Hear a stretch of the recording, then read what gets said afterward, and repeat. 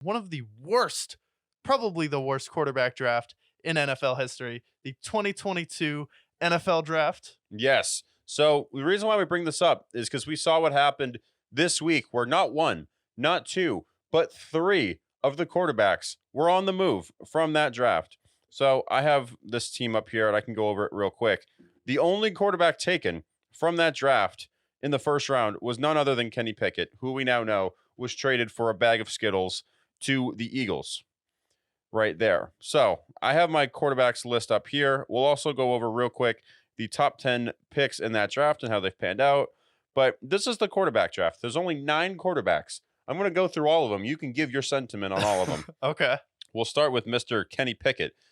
The lowest touchdown percentage of any quarterback in NFL history, and that includes Blake Bortles. That includes Luke McCown, not even Josh McCown. That includes the likes of Brian Hoyer, Jamarcus Russell, Matt Barkley, Marcus Mariota, Case Keenum. Like, the list goes on. The fact that he had of any quarterback played the lowest percentage of touchdowns in the league. What a absolute whiff. I get he didn't have as many picks as some of those other guys, but it's about production. It's about getting the ball in the end zone. And he turned them into the Guantanamo Bay Steelers. So that's the only guy in the first round. We're off to a bad start. And then we jump to the third round, where the second guy, who is now a Arizona Cardinal, friend of the show, Desmond Ridder. I mean, Desmond Ridder, thoughts on him? The Falcons didn't want you. You left college, came into Atlanta. You thought, Lamar Jackson wasn't going to be the guy because you had Desmond Ridder there. How did that pan out for you? Not very well. He was kind of like if the Buccaneers were smart and got rid of Josh Freeman after the first year. Yeah, that was tough.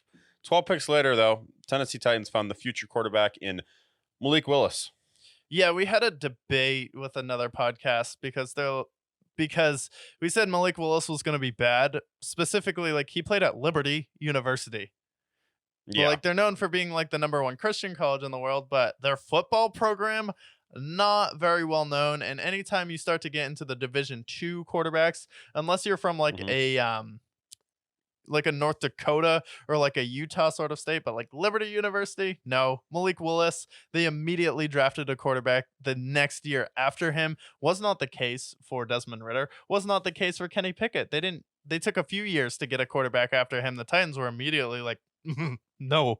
He arguably might be the worst. Yeah. And then, sad story here, the #1 Matt Corral, who very first game in the preseason tears his ACL, is out for the whole season. They cut him because they end up drafting Bryce Young, and then the Patriots pick him up. He goes to play for the Patriots. He gets hurt and then cut, and now he is in the UFL. Matt Corral. Yeah, sad story with Matt Corral. It is a cruel league that is the NFL. So wish him the best. Hopefully he is a great quarterback for the Sea Dragons one day, but yeah, and not in the NFL. And then played a little bit last year, Bailey Zappi, who could be, at this point, arguably the best quarterback so far. He's better than Kenny Pickett. At this point, I mean, Desmond Ridder maybe, but Bailey Zappi so far, he's the 4th round pick there. Yeah, he may be the second best quarterback in that draft, actually, because honestly, like, he was even like, I don't know. I think he could be better than Desmond Ridder. Put him somewhere with weapons and let me find out, because it's been Tyquan Thornton and the rest of the gang there. 5th round pick, Sam Howell, who is now a Seahawk. He, at one point, was leading the league in passing. The first half of the season, he looked fine. In the second half of the season, he was one of the worst quarterbacks in NFL. So, yeah, Sam Howell, I don't even know what to call him, but I don't think he'll pan out to be a stud. One guy, Chris Olodokun, doesn't pass the name test, never played a snap in the NFL, 7th round pick. Yeah. Skip. Yeah. Last 2 quarterbacks, Skylar Thompson. Yeah, no, not a fan. Not a fan of Skylar Thompson here. Played in a playoff game. That was cool. That's cool. I mean, he almost beat Josh Allen. Almost. Josh Allen almost beat himself in that game, but Skylar Thompson, like, I don't know. He played in a playoff game, so that speaks for something, I guess. Better than Kenny Pickett was. But not as good as Mr. Irrelevant Brock Purdy, who is literally carrying that draft by the Weems.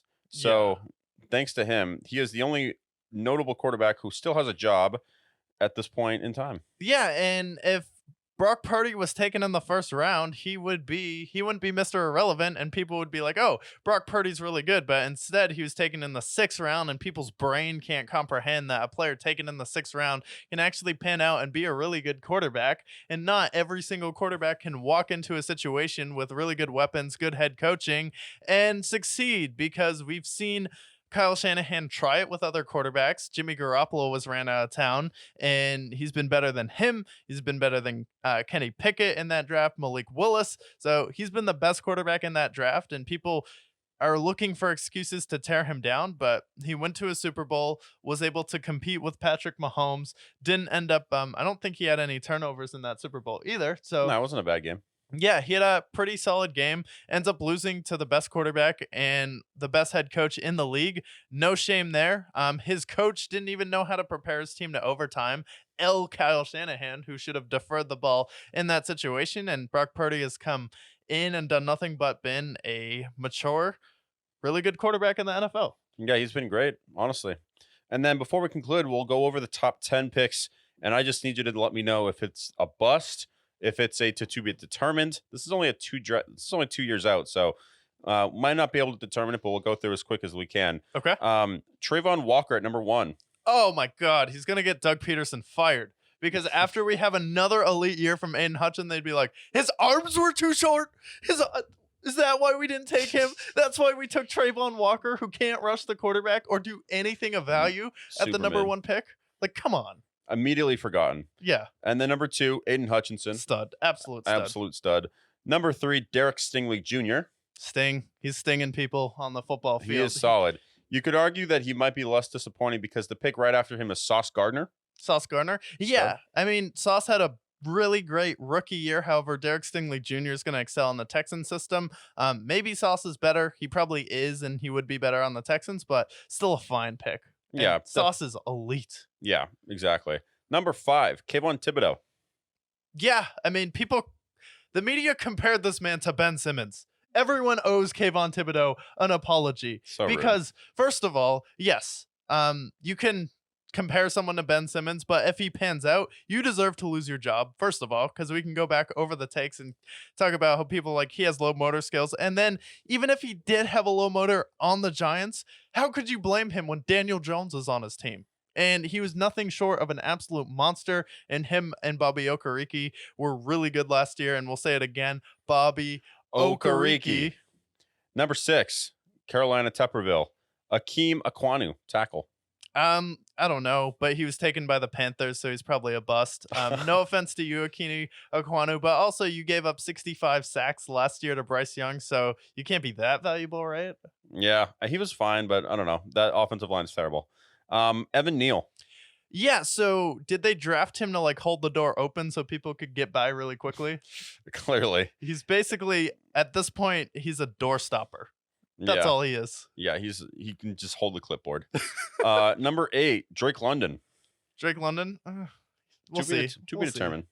Number 9, Charles Cross, offensive lineman for the Seahawks. Good. Yeah, good. And then number 10, Garrett Wilson. Garrett Wilson? Stud. Absolute stud. Yeah, now that Garrett Wilson was taken, Drake London was taken before Garrett Wilson, you kind of bust at that point because Garrett Wilson's definitely better. Yeah, I think he's at least underwhelming because of his injuries. Like, what other receivers were taken in this draft? We had Chris Olave immediately after Garrett Wilson. Okay. Jameson Williams kind of to be determined. I'll look at some of the other wide receivers in this class as well. We had some notable wide receivers as well that I'll shout out. Traylon Burks was number 18. He did not pan out at all. Christian Watson, 2nd round. Christian Watson's a monster. Yeah, he is. And then 2 picks between each other. Number 50 overall, Tyquan Thornton. Number 52, George Pickens. Number 53, Alec Pierce. Patriots. Typical Patriots. Typical Patriots. Let's see. 4th round, we had our Romeo Art Thou Romeo Dobbs at number 4, and then Romeo Dobbs is all wow. The Packers get him and Christian Watson in the same draft, and the Patriots are like, nah, we're good. We'll take Tyquan Thornton. Yeah, I think this draft should be defined. They had some really nice running backs: Breece Hall, Kenneth Walker, Rashad White, Brian Robinson, Damian Pierce. His first year was good. Tyler Algier in the 5th round, Kyron Williams in the 5th round, and then all the way down even into the 7th round, Isaiah Pacheco. Yeah. So great running back draft, I'd say. Yeah. I mean, I don't think any of those running backs will like ever be the best running back in the league, but Brees Hall definitely solid. I think like receivers and running backs are both like very, very, very good, and then quarterbacks definitely the worst in the league. And corners, shout out to the corners in this draft for being amazing because Yeah. Derek Stingley Jr., players like Sauce Gardner, I Freak believe Woolen too. Reek Woolen was the player I was trying to think of, but overall, great defensive draft, great skill positions draft, and quarterbacks. If I was Jimmy Kimmel, I'd be like, I have this joke for you about the 2022 draft. The quarterbacks drafted. The end. That's the joke.